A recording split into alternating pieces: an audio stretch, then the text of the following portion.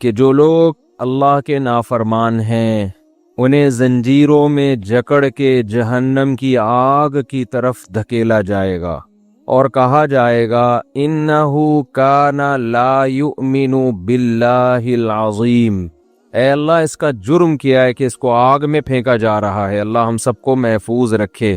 اللہ کہے گا یہ دو بہت بڑے جرم کر کے آیا ہے، ایک خالق کا حق اس نے ادا نہیں کیا اور ایک مخلوق کا حق ادا نہیں کیا۔ خالق کا حق کیا تھا؟ لا یؤمن باللہ العظیم، وہ اللہ جو عظمت والا ہے یہ اس کے وجود پر، اس کی توحید پر ایمان نہیں رکھتا تھا۔ اس کا یہ دعویٰ تھا کہ ہم خود بخود وجود میں آتے ہیں، خود بخود سارا نظام چل رہا ہے، کوئی چلانے والا نہیں ہے۔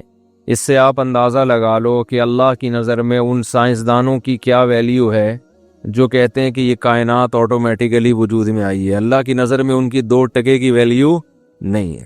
یہ بہت بڑا جرم ہے، بنانے والے کا انکار کر دیا۔ کوئی چیز وجود میں آتی ہے سب سے پہلے پوچھا جاتا ہے کس نے بنایا۔ کوئی بھی چیز جس میں تھوڑی سی بھی ڈیزائننگ ہو، تھوڑی سی بھی مینجمنٹ ہو، کبھی نہیں کوئی کہتا کہ یہ آٹومیٹیکلی خود بخود بن گیا۔ کمال کی بات یہ ہے جس کمپنی نے بنایا اس کمپنی کا انکار کوئی نہیں کرتا۔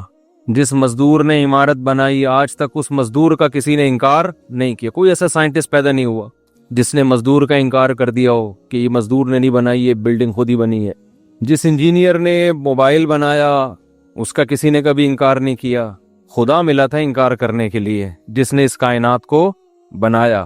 وَهُوَ الَّذِي يَبْدَأُ الْخَلْقَ ثُمَّ يُعِيدُهُ وَهُوَ أَهْوَنُ عَلَيْهِ۔ اللہ تو آگے کی بات کرتے ہیں، آج لوگ اس بحث میں الجھے ہوئے ہیں کہ اس کائنات کو کسی نے بنایا کہ نہیں۔ اللہ تو کہتے ہیں جس نے پہلی دفعہ بنایا وہ مار کے دوبارہ زندہ کرے گا، اس سے اگلے سٹیپ پہ سوچو۔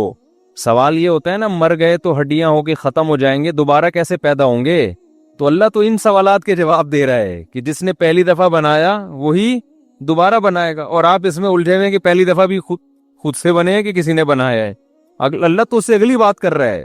اللہ کہہ رہا ہے اتنا بھی کافی نہیں ہے کہ کسی نے اس کائنات کو بنایا ہے، اتنا ایمان لانے سے جہنم سے نجات نہیں ملے گی۔ مشرکین مکہ مانتے تھے کہ کسی نے بنایا ہے، اللہ نے کہا یہ بھی ماننا پڑے گا کہ جس نے بنایا ہے وہ دوبارہ بھی بنا سکتا ہے، کیونکہ کافر اعتراض اس زمانے میں کرتا ہے۔ کچھ لوگ اس زمانے میں ایتھیسٹ تھے، ملحد تھے، جو کہتے تھے کوئی نہیں ہے بنانے والا، یہ بہت تھوڑے تھے۔ میجورٹی کہتی تھی کسی نے بنایا ہے، یہ خود بخود نہیں بن سکتا، لیکن وہ یہ کہتے تھے دوبارہ نہیں بنیں گے، دوبارہ نہیں بنیں گے ہم۔ میں اتنا زور کیوں لگاتا ہوں؟ لوگ کہتے ہیں پھر وہی ٹاپک ایتھیسٹ پہ آپ پیچھے پڑ جاتے ہو، پھر وہی۔ بھائی سارا مسئلہ ہی یہی ہے، موت کے بعد دوبارہ زندگی کا نہ یقین ہے نہ استحضار ہے، تبھی تو بدماشی ہے ساری۔ دیکھو آپ کو پتا ہو کہ 50-60 سال کے بعد میں نے وہاں سیٹل ہو جانا ہے۔ لوگ جاتے ہیں نا، امریکہ جاتے ہیں جاب کے لیے، سعودیہ جاتے ہیں، ان کو پتا ہے یار 60 سال میں ریٹائر ہو کے ہم نے کہاں آنا ہے؟ پاکستان آنا ہے۔ تو تیاری شروع کر دیتے ہیں نا، یار یہاں پہلے سے دکانیں خرید کے رکھو، ہوٹل بناؤ، کیونکہ ہم نے بالآخر ریٹائر ہو کے آنا کہاں ہے؟ پاکستان موو کرنا ہے، فیملی ہماری وہیں ہے، قبر تک کے لیے جگہ دیکھ لیں گے۔ تو بھائی ہم نے موو کر کے آنا پاکستان ہے واپس، تو ہم یہیں پر سیٹلمنٹ کے لیے یہاں پر جو ہے نا، میں نے بہت سے لوگ دیکھے ہیں سعودیہ میں جاب کر رہے ہیں، یہاں پراپرٹی خرید رہے ہیں۔ کیوں بھائی؟ یار جتنے بھی سال ہوں، 50-60 سال کے بعد تو بالآخر ہم نے کہاں جانا ہے؟ تو پیسہ یہاں بھیج رہے ہیں یار، بحریہ ٹاؤن میں 2 پلاٹ لے لو، 2 ناظم آباد میں لے لو، سنا ہے نیا ناظم آباد پانی میں نہیں ڈوبا، صحیح ہے نا، مجھے کوئی کمیشن نہیں ملے گا اس پہ، تو سنا ہے جی یہ ہو جائے گا، یہ ہو جائے گا، اس طرح کر کے نا۔ بات ایک چھوٹی سی کر دوں، میں کبھی کسی ہوٹل میں کھانا کھانے جاؤں، ہوٹل کے مالکان مجھ سے ویڈیو بنوا لیتے ہیں، کھانا کیسا لگا، میں بولتا ہوں بہت اچھا لگا، بولنا پڑتا ہے نا، یہ تھوڑی بولوں گا کہ بالکل بھی اچھا نہیں لگا۔ تو وہ ویڈیو چلتی آتی ہے، لوگ یہ سمجھتے ہیں کہ شاید میں جو جیسے فنکار اداکار لوگ ہوتے ہیں نا، وہ کمپنی کی مشہوری کے لیے کھاتے ہیں اور کہتے ہیں آئیے آپ بھی یہیں کباب کھائیے اور بہت اچھے ہیں، تو میرا یہ کام نہیں ہے، نہ مجھے کمیشن ملتا ہے، نہ کوئی پیسے، نہ میں کسی کی پبلسٹی کے لیے جاتا ہوں۔ جا کے لوگ کیش کرا لیتے ہیں، چلے گئے تو لوگوں نے کیش بھی کرا، اب ان کو منع نہیں کیا جا سکتا اس وقت پہ۔ ہم تو ویسی تفریح میں کہیں چلے گئے، اب وہ فوراً کہتے ہیں مفتی صاحب ایک ذرا آپ تھوڑا سا ویڈیو ریکارڈ کروا دیں، کیسا لگا کھانا؟ تو اب میں نہیں، یہ غیر اخلاقی حرکت ہوتی ہے نا کہ آدمی کیسے منع کرے اس کو۔ میں بولتا ہوں ماشاءاللہ بہت اچھا لگا کھانا۔ تو یہ وہی ہے 50-50 میں جو کمنٹری کروا رہا تھا نا، بندوق پیچھے رکھی ہوئی تھی، وہ کہہ رہا سلیم اللہ بہت اچھا ہاکی کھیل رہا ہے نا, 50-50 آتا تھا اس میں دکھایا ہاکی کی کمنٹری ہو رہی ہے, سلیم اللہ بہت اچھا کھیل رہا ہے. لوگ کہہ رہے ہیں بھائی سلیم اللہ تو کھیل ہی نہیں رہا صحیح طریقے سے. وہ کہہ رہا نہیں بہت اچھا کھیل رہا ہے. لوگوں نے کہا یار ہم جا رہے ہیں اسٹیڈیم چھوڑ کے, کہہ رہے تم جہنم میں جاؤ, سلیم اللہ بہت اچھا کھیل رہا ہے. آخر میں رونے لگا کہ اللہ کی قسم بہت اچھا کھیل رہا ہے. روتے روتے بتا رہا ہے, کیمرے میں دکھایا پیچھے پسٹل رکھی ہوئی اس کے یہاں نا. اس میں یہ شو کروایا تھا کہ کمنٹری کرنے والوں کو بھی نا ایک بعض دفعہ خرید لیتے ہیں. واللہ عالم, اللہ ہی جانے صحیح ہے غلط ہے, لیکن وہ بھی کسی کھلاڑی کو اوپر لے جا رہے ہیں, کسی کو. دنیا میں ہر چیز اب ایک وہ بن چکی ہے نا, کمرشل ہو چکی ہے ہر چیز. تو اب مفتی بھی کمرشل ہو گئے ہیں, مولانا بھی کمرشل ہو گئے ہیں. وہ نہیں بھی ہوتے, لوگ ان کو کمرشل کے طور پہ استعمال کر لیتے ہیں. اب کئی بار ہم ویسے ہی چلے گئے کہیں ہوٹل پہ کھانا کھانے کے لیے, دل چاہ رہا تھا کہیں بیٹھنے کا, کھا لیا, فوراً وہ پھر ہوٹل کا مالک آ جاتا ہے, ایک سیلفی اور پھر بتائیں کیسا لگا. میں کہتا ہوں بہت اچھا لگا. نہیں بھی لگا ہو تو کیا کہتا ہوں, بہت اچھا لگا. پیچھے کیا رکھی ہوئی ہے, بندوق.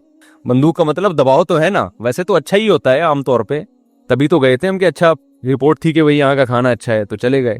تو اس میں آپ بدگمان نہ ہو کہ مفتی صاحب نے کوئی کمیشن لیا ہے یا مفتی صاحب کی کوئی پارٹنرشپ ہے ہوٹل والے کے ساتھ کہ میں اس کو پروموٹ کروں گا, آدھے پیسے تیرے آدھے میرے. ایسا کوئی کہانی نہیں. میرا کوئی بزنس پارٹنر ان چیزوں میں نہیں ہے. بزنس ہے میرا لیکن وہ بالکل چینل سے اور مذہب سے اور ان چیزوں سے ہٹ کر ہے. اس کو میں کہیں کبھی بھی بیان کے دوران تذکرہ بھی نہیں کرتا. اس لیے نہیں کرتا کہ ان چیزوں میں اس کو کیش نہیں کرانا چاہتا.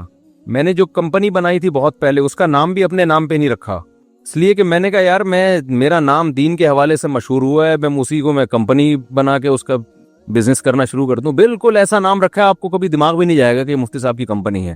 ٹھیک ہے نا, ایسا نام رکھا ہے. تو تبھی وہ چل نہیں رہی. یعنی چل تو رہی ہے لیکن ایسے نہیں چل رہی جیسے کمپنیاں چلتی ہیں. اس سے یہ کہ پان گٹکے کا خرچہ نکل آتا ہے.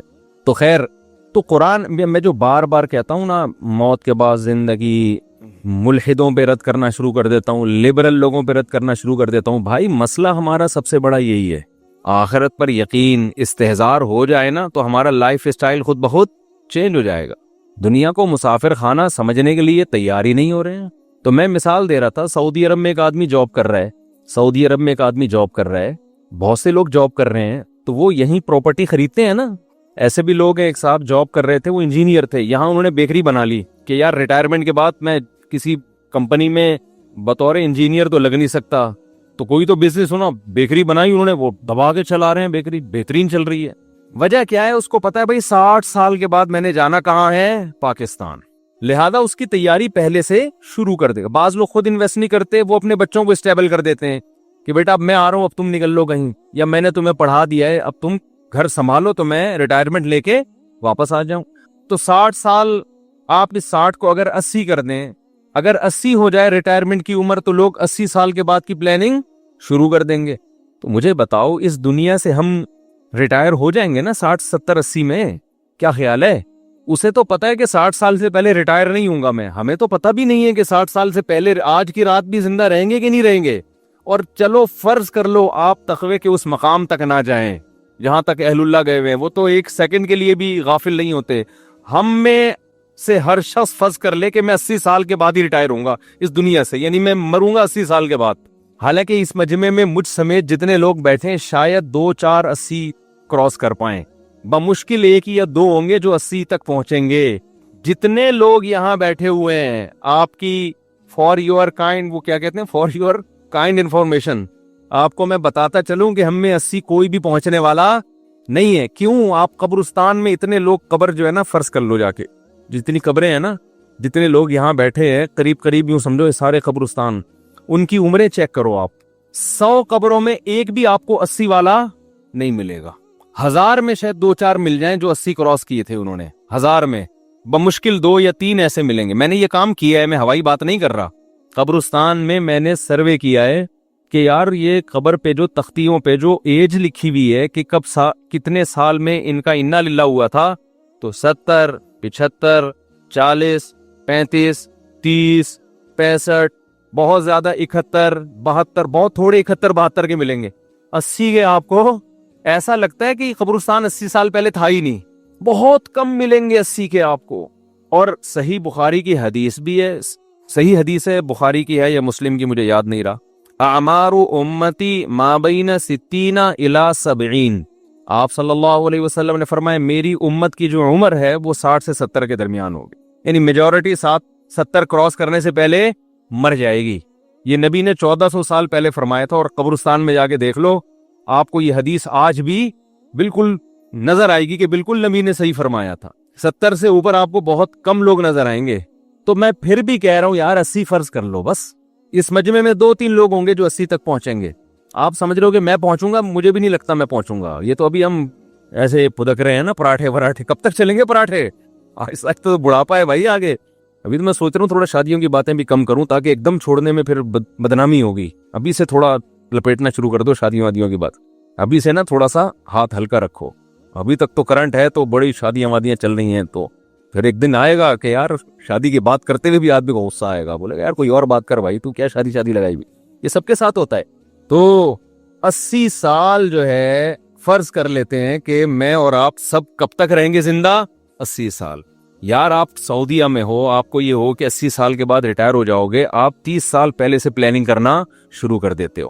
سارا کبھی بھی سرمایہ، کوئی بھی پاگل آدمی ایسا نہیں ہے تاجر جو سارا پروفٹ کھا جاتا ہو۔ کبھی دیکھا آپ نے؟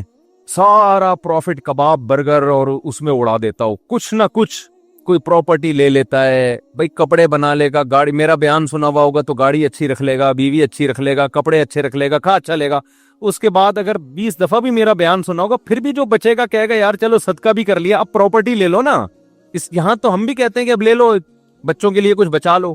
اس اسٹیج پہ تو ہم بھی کہتے ہیں بھائی اچھا کھا لیا، اچھی گاڑی بھی ہے، اچھا پہن لیا، اچھی بیوی بھی ہے، بچوں کو پڑھا بھی دیا، اب جو بچ رہا ہے اس میں سے صدقہ بھی کرو اور باقی پراپرٹی لے کے ڈال دو تاکہ مرنے کے بعد بچوں کے کام آ جائے۔ تو لوگ مرنے کے بعد کیا، مرنے سے پہلے اپنے لیے بھی پراپرٹی لے کے ڈال دیتے ہیں، ہمارے کام آ جائے گی۔ تو جتنی فکر انسان اس 80 سال کی زندگی کے لیے کر رہا ہوتا ہے، جس کی پل کا بھی اعتبار نہیں ہے کہ کل میں زندہ بھی رہوں گا کہ نہیں۔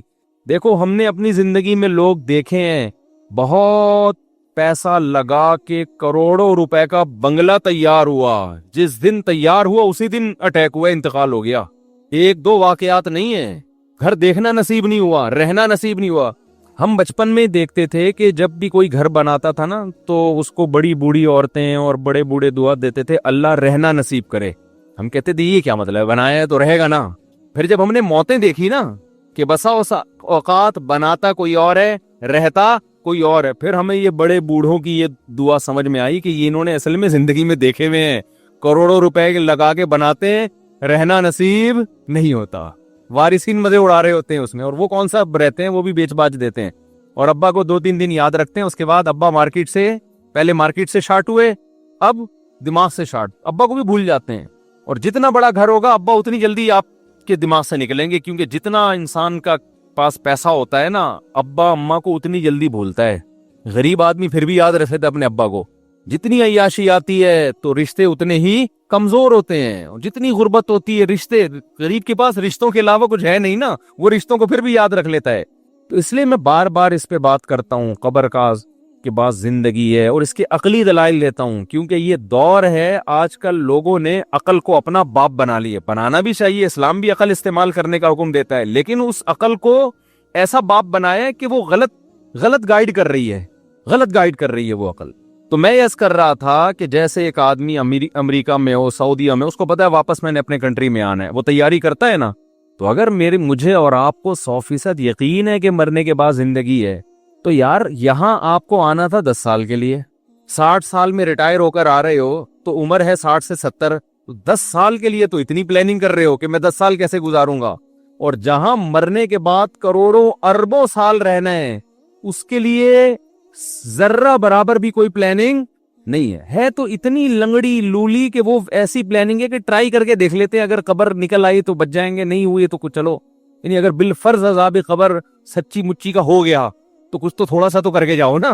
ایسا ایمان چل رہا ہے، یعنی ایک آدمی کا یہ یقین ہے کہ میں سعودی عرب میں رہ رہا ہوں، مجھے یہاں کی گورنمنٹ کبھی بھی نہیں نکالے گی، مجھے یہاں 10 سال بعد نیشنلٹی مل جائے گی، لیکن ایک امکان ہوتا ہے کہ اگر نہیں ملی تو مجھے اپنے کنٹری واپس جانا ہے، تو ایک آدھ گٹکے کی دکان لے کے وہاں بھی ڈال دو، وہ ایسے انویسٹمنٹ کرے گا کہ بالفرض اگر نہیں ملی تو یار تھوڑا سا تو انتظام کرو نا، بالکل ہی روڈ پہ نہ آ جائے۔ باقی انویسٹمنٹ وہ ساری وہیں کرے گا جہاں کی نیشنلٹی کی اس کو امید ہے. سمجھ رہے ہو؟ تو ہمارا آخرت پر ایسا لنگڑا لولا ایمان ہے کہ ہمارا خیال ہے کہ ہمیں نیشنلٹی تو یہی کی ملے گی دنیا کی. بالفرض اگر مر گئے، بالفرض 1% چانس ہے کہ اسلام کی بات سچی نکلی اور موت کے بعد دوبارہ زندگی ہوئی اور جنت جہنم برحق نکلا، تو یار ایک گٹکے کی دکان ہی تھوڑی سی کھلوا لو وہاں جا کے جنت کے لیے. تھوڑا سا وائپر والے کو 20 روپے پکڑا دو، شاید قیامت کے دن کام آ جائے. کیا خیال ہے؟ وہ جو وائپر لگا رہے ہوتے ہیں نا گاڑی پہ، یار تھوڑا سا ایسا کرو کہ آج اماں کے پاؤں تو بات ہو، شاید جنت مل جائے. یہ چل، اس سے زیادہ نہیں آگے بڑھ رہا آدمی. آج جمعے کی نماز پڑھ لو، ہو سکتا ہے قبر صحیح ہو. اب فجر کی کون پڑھے یار؟ صحیح نا، فجر کی تو بڑی مشکل کام ہے. فجر کی وہ پڑھے گا جس کو سچی مچی کا یقین ہو گئے بھائی واقعی اللہ قیامت کے دن نماز کا حساب لے گا. سچی مچی کا یقین نہیں ہے، ٹرائی کر رہا ہے آدمی، یار ہو سکتا ہے اسلام نے یہ جو کہا ہے کہ جنت برحق ہے تو ہو سکتا ہے یہ واقعی ہو بھی. تو ایسا نہ ہو قیامت میں چوڑے میں آ جائیں. تو جس کو یقین نہیں ہوتا نا وہ پھر جمعے کی نماز پڑھے گا آ کے، وہ کہے گا یار اتنا بھی اسلام سے رشتہ ختم کر دینا کہ جمعہ ہی چھوڑ دو، یہ بھی ٹھیک نہیں ہے. تھوڑا سا ٹچ میں رہو. غنیمت ہے یہ بھی نہ ہونے سے بہرحال بہتر ہے. ایسا ایمان چاہیے نہیں، اللہ کو چاہیے 100% والا. سمجھتے ہو کہ نہیں سمجھتے؟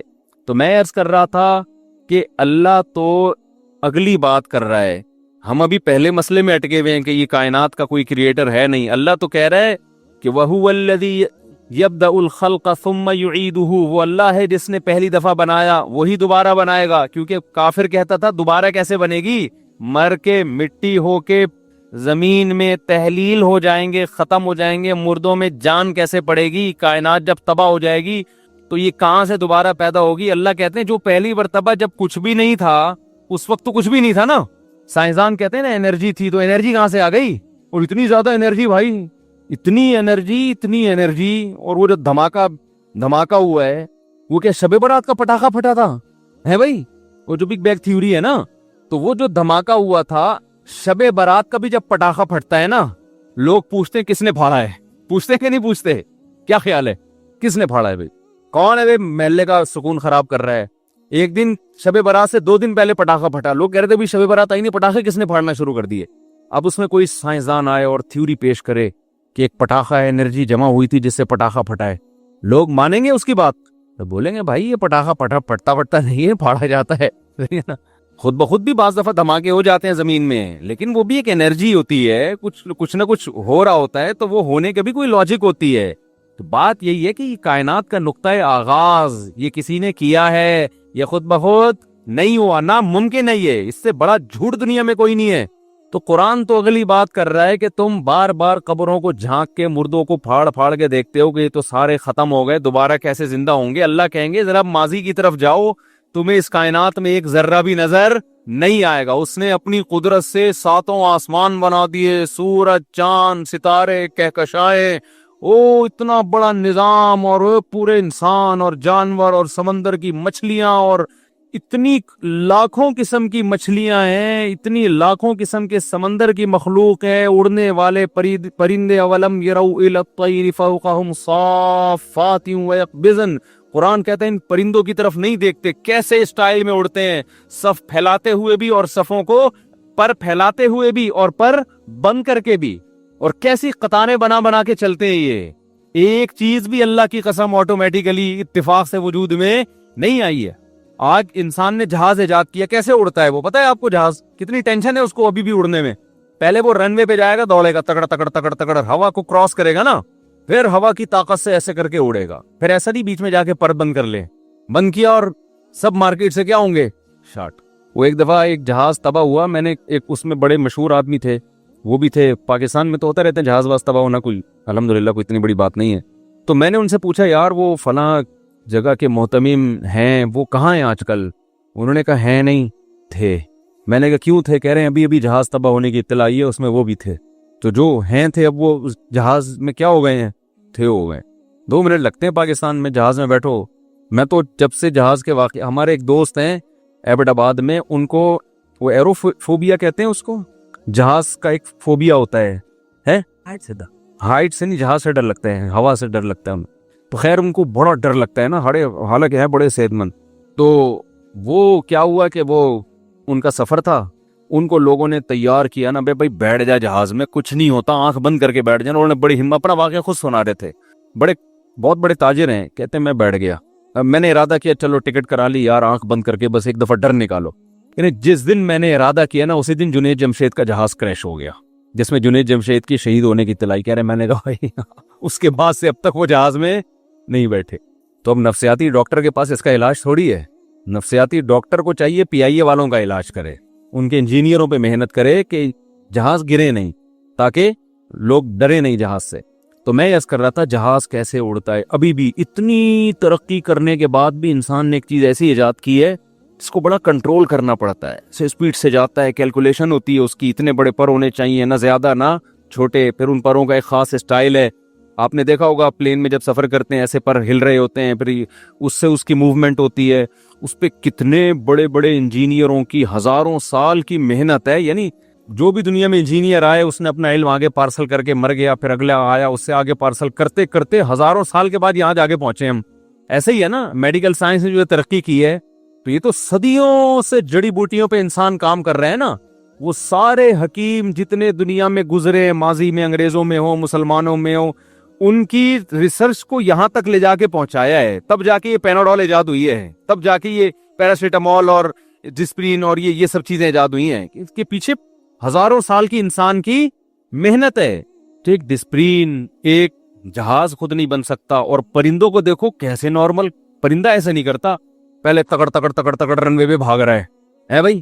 پرندہ جہاں بیٹھا ہوگا، جب اڑنا ہوگا بڑے آرام سے اڑ جائے. جدھر کو موو کرنا ہے، ایک اللہ نے اس کا پائلٹ اسی کے دماغ کو بنا دیا. جہاز بھی خود ہے، جہاز کا پائلٹ بھی خود ہے، جہاز کا انجینئر بھی خود ہے، اور جہاز کے پہیے بھی خود ہی کھولتا ہے. جب نیچے اترنے لگتا ہے اپنے پنجے کھول لیتا ہے، ٹھیک ہے نا. اوپر جاتا ہے اپنے پنجے سمیٹ لیتا ہے. اور زبردست کیلکولیشن اللہ نے اس کو بتائی بھی ہے کہ جب ایک سمندر کے ایک ساحل سے دوسرے ساحل پہ سفر کرنا ہے تو کس ملک میں جانا ہے، بائی ایئر سفر کرنا جہازوں کے لیے کتنا مشکل کام ہے. اب تو اس کمپیوٹر میں پورے سافٹ ویئر انسٹال کیے ہوئے ہوتے ہیں، وہ عرض بلد اور طول بلد جو ہے نا اس کے حساب سے بتا رہا ہوتا ہے. لیکن آپ نے دیکھا موسم چینج ہونے سے سمندر کے ایک کنارے سے پرندے سفر کر کے دوسرے کنارے پر جاتے ہیں، ایگزیکٹ اسی لوکیشن پہ پہنچتے ہیں جہاں انہوں نے جانا ہوتا ہے. یہ لوکیشن کون سکھا رہا ہے بھائی ان کو؟ جو جہاز میں جتنے آلات لگے ہوئے ہیں نا، سارے اللہ نے پرندے کے مغز، جو چھوٹی سی کھوپڑی ہے، اس کھوپڑی کے اندر جو چھوٹا سا مغز ہے، اس مغز کے اندر سارے سافٹ ویئر قدرت نے انسٹال کر دیے. جہاز میں آپ کو سارے الگ الگ سافٹ ویئر نظر آئیں گے کہ لوکیشن بتانے والا یہ ہے بھائی، یہ ڈنڈا ہے، یوں کھینچو گے تو اوپر جائے گا، اس کو یوں کرو گے تو جہاز. میں نے جہاز میں آگے بیٹھ کے بھی سفر کیا ایک دفعہ پائلٹ کے ساتھ نا، تو بڑا خطرناک سفر ہوتا ہے. آگے بیٹھ کے کبھی سفر نہیں کرو، کمزور دل والوں کے. جو نیچے جا رہا ہوتا ہے نا، اب آدمی کہتے ہیں اب آلتو جلالتو آئی بلا کو ٹالتو، اب مرے گا بیٹا. وہ بڑا خطرناک منظر ہوتا ہے جو جب جہاز لینڈ کرتا ہے. تو کتنا پیچیدہ نظام ہے اس کا. لیکن پرندہ ایک ایسا جہاز ہے، جب وہ اڑتا ہے تو یار وہ جو کرو ٹریگنومیٹری کی جو ایکویشنز ہیں جس کی وجہ سے اس نے لمبے لمبے سفر کرنے ہیں، وہ سافٹ ویئر بھی اسی دماغ کے اندر انسٹال ہوئے ہیں، اور الگ سے نظر بھی نہیں آ رہے کہ ایک مشین یہ والی ہے. وہی مغز ہے، نکال کے ڈبل روٹی کے ساتھ کھا جاؤ آپ اس کو. ہمیں تو کچھ نظر نہیں آ رہا. کیا نظام ہے یار، خدا کا کیا نظام ہے. اسی کو کہ بھائی جب ٹرن کرنا ہے تو جہاز کو جب مڑنا ہوتا ہے، اتنی مشینیں اندر لگی ہوئی ہیں، اتنے سارے سسٹم لگے ہوئے ہیں. ایک دفعہ پی آئی اے کے پائلٹ نے ہمیں بتایا کہ ہم پشاور جا رہے تھے تو پہیے ہی نہیں کھلے ہمارے. میں نے ان سے پوچھا کبھی کوئی عظیم واقعہ ہوا آپ کی زندگی میں؟ انہوں نے 15-20 سال پرانا واقعہ بتایا کہ پی آئی اے کا جہاز جا رہا تھا پشاور، اور پی آئی اے والے ناراض نہ ہو جائیں، وہ پھر کہتے ہیں آپ ایسی باتیں کیوں کر رہے ہیں، وہ پہیے ہی نہیں کھلے. تو خیر وہ انہوں نے کھول دیے، مینول نا پانا وانا لے کے کسی طریقے سے کھول دیے، جہاز بچ گیا. پرانی بات ہے، اب ایسے جہاز نہیں ہے، اب الحمدللہ سب سیٹ ہے. تو یہ ایسے ہی ہے جیسے آج کا ہوٹل کا کھانا بہت اچھا ہے، ٹھیک ہے، ہوٹل کا کھانا بہت اچھا ہے. لیکن پی آئی اے میں ہم پھر بھی ترجیح میں دیتا ہوں، اس لیے کہ گھریلو ماحول ملتا ہے پی آئی اے میں، تکلف والا ماحول نہیں ہے. پی آئی اے میں بڑی گپ شپ لگاتا ہوا جاتا ہے، اپنا ہی ہے نا، تو بڑا مزہ آتا ہے پی آئی اے میں. واش روم بالکل ایسا ہی جیسے گھریلو اپنا کسی مسجد کے بیت الخلاء میں گئے ہوئے، ایسا اچھا سا لک آ رہا ہوتا ہے، بالکل سادہ سا، کوئی ٹینشن نہیں ہوتی. تو میں یہ عرض کر رہا تھا کہ دیکھو پرندے کی چھوٹی سی کھوپڑی میں کیلکولیشن بھی ہے کہ ایک ساحل سے نارتھ پول سے ساؤتھ پول چلے جاتے ہیں، سمجھ رہے ہیں؟ نارتھ سے کہاں چلے جاتے ہیں جو ہم اب تک نہیں گئے، ये ना नॉर्वे का वीजा मिलना कितना मुश्किल है, इंसान बहुत से नहीं गए अभी तक। परिंदा वो जमीन जब इधर को घूमना शुरू करती है ना, इधर बर्फ आना शुरू हो गई है इस साउथ पोल की तरफ, तो परिंदे मूव करना शुरू करते हैं नॉर्थ पोल की तरफ। कितना लंबा रास्ता है, परिंदों को बताया किसने, भाई नॉर्थ को टर्न मारो, वहां मौसम क्या होगा, सही हो। इतना लंबा सफर, और ऐसे आप देखो कतार बना के चल रहे होते हैं। उनको लाइन लगाना किसने सिखाया? हम तो अब तक कौम को नहीं सिखा सके लाइन लगाना है भाई। इंसान अब तक, कुछ मुल्कों में तो लाइन लगी होती है, लेकिन बहुत से मुल्कों में अभी भी लाइन नहीं लगी होती। हर आदमी लाइन तोड़ के घुसने की कोशिश होती है, पहले मैं।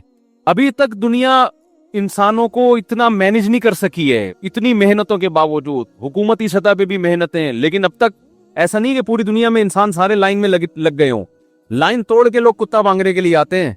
वो मैंने सुनाया था ना वाकई, एक आदमी की बीवी मर गई, कुत्ते ने काटा था उसको, तो वो अगले दिन क्या हुआ है कि ताजियत वालों की लाइन लग गई कि यार तुम्हारी जवान बीवी मर गई, कुत्ते ने काटा।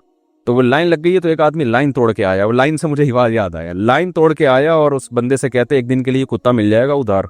तो उसने थप्पड़ मार के बोला, अबे लाइन में लग जाके तू क्या समझ रहा है, ये ताजियत के लिए आए हुए, सारे कुत्ते के लिए आए हुए यहाँ पे, ठीक है। तो जो कुत्ते के लिए भी लाइन में लगा होता है, कुत्ते के लिए वो भी लाइन में नहीं लगा होता, वो भी लाइन तोड़ के आ रहा होता है। लेकिन परिंदे जब लंबे लंबे सफर करते हैं, कैसा लाइन लगा के लाइन में सफर करते हैं, देखा है ना। तभी तो कुरान कहता है अवलम यरौ इला तैर, अरे क्या देखा नहीं इन्होंने, अंदाज देखो। ये नहीं कहा देखो इन परिंदों की तरफ, ना ना, अबे देखा नहीं है तुमने, बातें कैसी कर रहे हो तुम तो ऐसी बातें कर रहे हो जैसे तुम घुन्ने हो, तुमने कुछ देखा ही नहीं है दुनिया में, तो सब अपनी आंखों से देख रहे हो, उसके बाद कैसे एतराज करते हो कि खुदा दोबारा कैसे जिंदा करेगा और खुदा के क्या एहसानात हैं, खुदा है भी कि नहीं है। तुम ये कैसी बातें कर रहे हो, ये सब देखा नहीं अपनी आंखों से तुमने। तो लाइन लगा के, और आपको पता है परिंदों में जो सबसे आगे होता है ना, आप कभी तहकीक करें, गोरों ने की है तहकीकात, पढ़ ले आप उनकी तहकीकें, वो क्या कहते हैं, जो सबसे आगे होगा ना लाइन में, इस तरतीब से लाइन में सफर करते हैं कि सबसे आगे वाला परिंदा हवा काट रहा होता है। समझ रहे हैं? सबसे आगे वाला परिंदा क्या करता है, हवा काटता है, क्योंकि हवा के मुखालिफ चलने में मुश्किल होती है, थोड़ी देर में वो पीछे आता है, दूसरा आगे आ जाता है। समझ रहे हो, दूसरा आगे आता है, फिर ये जो पीछे गया है ये और पीछे आएगा, इससे जो आगे वाला है वो उसकी जगह संभाल लेगा। ऐसे तमाम परिंदे अपनी ड्यूटी पूरी करते हैं। जगह जैसे हम जनाजे की चारपाई में कंधा दे रहे होते हैं ना, भाई मैं थक गया हूं अब तू आ जा आगे, वहां फिर भी हम उस डिसिप्लिन को कायम नहीं रख सकते। बाज दफा एक ही आदमी का कंधा थक जाता है, वो एक मोटे आदमी का इंतकाल हो गया, उसके बच्चे कंधा ही नहीं दे रहे थे, सॉरी उस मैयत को कोई कंधा ही नहीं दे रहा था, तो बच्चों ने कहा कि भाई कंधा दो, लोगों ने कहा हमने थोड़ी मारा है इसको जो हम कंधा दें भाई, कि भारी आदमी था ना। तो बाज दफा ऐसे होता है, शुरू में दिखाने के लिए सबने कंधा दे दिया, उसके बाद आहिस्ता आहिस्ता खिसकना शुरू। वो मैनेजमेंट जो जनाजे की चारपाई में नहीं होती, वो मैनेजमेंट आपको सैकड़ों किलोमीटर का सफर करते हुए परिंदों में नजर आएगी। वो कभी ऐसा नहीं करते कि अब तू है ना, हम अगर ऐसे होते ना, एक बंदा हवा काटते हुए आगे जा रहा है, हम कहते जब तक मर नहीं जाता ना इसी को जाने से बेटा तू आया क्यों आगे, ऐसा ही होता ना। हाँ, हम कहते तू आगे आया क्यों, वो कह रहा था अबे यार कोई बंदा मेरी सीट संभाले तो मैं पीछे जाऊं, अगला सीट ही नहीं संभालता, और अगर वो सीट छोड़ देता तो पिछला और पीछे हो जाता जाके घुन्ना बन के, सार वो चले जाते नॉर्थ से साउथ की तरफ, सवाल ही पैदा नहीं होता। कैसा निजाम खुदा ने उन परिंदों की छोटी सी खोपड़ी में डाल दिया कि भाई बारियां तब्दील होंगी, सबका एहतराम करना है, कतार में लगना है, और तमीज से हंसी खुशी सबने मिलजुल के सफर करना है। मछलियों के आप असफार देखें समंदरों में, एक किनारे से कछुए एक जगह अंडे देते हैं, वहां से मूव करके पता नहीं कहां चले जाते हैं। हमारे एक रिश्तेदार थे समंदर में ना, उन्होंने मुझे बताया कि साइंसदान आए हुए हमारे शिप पे। क्यों आए हुए? कछुए के ऊपर उन्होंने एक आला लगाया है कि ये कमबख्त मैं इसलिए कह रहा हूं कि जो काम हम नहीं कर सकते, तू कछुआ हो गया यार, हमसे भी आगे निकल गया है, इसलिए मुझे गुस्सा आ रहा है कछुए के ऊपर। अंडे देता है एक जगह और फिर मूव करके सैकड़ों किलोमीटर का फासला तय करके कहीं चला जाता है। ये कछुआ था या कोई मछली थी, और जब अंडों से बच्चे निकलने का वक्त आता है ना, तो वो इतना लंबा सफर करके वापस उसी जगह आता है। तो साइंसदान ये देख रहे थे कि इसको इतनी जबरदस्त कैलकुलेशन और ये बिल्कुल सही फासला तय कैसे कर लेता है ये। तो पता ये चला कि जी इनका मुवासलाती राब्ता है आपस में, बच्चे जब निकलते हैं तो कुछ आपस में इनका कोई कनेक्शन है। तो क्या कनेक्शन है उसको ट्रेस करने के लिए आए थे। कैसा खुदा ने निजाम बनाया यार, सैकड़ों किलोमीटर का फासला तय हो जाता है, वहीं से इनके आपस के मुवासलाती राब्ते भी होते हैं। تو یہ ہے احسن کل شیء خلقہ ثم ہدی، جس نے ہر چیز کو بہترین انداز سے بنایا اور اسے اس کی فطرت کے راستے پہ چلا دیا۔ تو اس لیے اللہ تو اگلے سٹیپ کی بات کرتا ہے۔ اللہ کہتے ہیں یہ جو کہتے ہیں نا کہ بنانے والا کوئی نہیں ہے، تو بالکل پاگل قسم کے لوگ ہیں۔ اگر تم یہ ایمان لے آئے نا کہ اللہ نے بنایا ہے، تو اس خوش فہمی میں نہ رہنا کہ تمہیں جہنم سے نجات مل جائے گی، یہ کچھ بھی نہیں، کوئی بڑی بات نہیں ہے۔ تمہیں اگلی بات پہ ایمان لانا پڑے گا کہ جس نے پہلی مرتبہ بنایا اس کے لیے دوبارہ بنانا بھی کوئی مشکل نہیں، اور وہ بنائے گا دوبارہ۔ اصل تو یہ پھڈا ہے ہمارا، کیونکہ آپ نے اگر مان بھی لیا کہ اللہ نے اس کائنات کو بنایا ہے اور دوبارہ زندگی کے آپ اگر قائل نہیں ہیں، تو اس ماننے کا کوئی فائدہ نہیں ہے۔ کرو گے کیا؟ آپ بولو کہ مر کے مٹی ہو کے ختم ہو گیا، تو خدا کی مان کے چلو یا نہ مان کے چلو، دونوں کا انجام کیا ہو جائے گا؟